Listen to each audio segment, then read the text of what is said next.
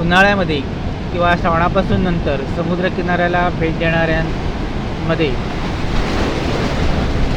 पावसाचं असं रौद्ररूप पाहायला मिळत नाही. मात्र पाऊस सुरू झाला, मोसमी वारी सुरू झाली की समुद्राला उधाण येतं आणि या उधाणाचं रौद्ररूप आपल्याला अशा पद्धतीने पाहायला मिळतं. ज्यांनी उन्हाळ्यामध्ये किंवा थंडीमध्ये किंवा श्रावणानंतर समुद्राला भेट दिली असेल त्याने असं रौद्ररूप कधी पाहिलं नसेल.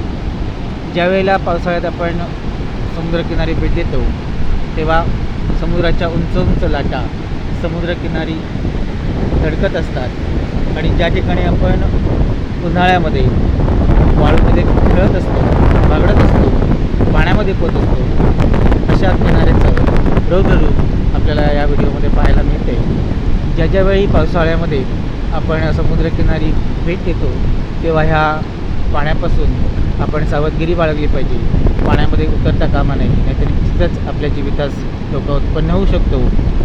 धन्यवाद.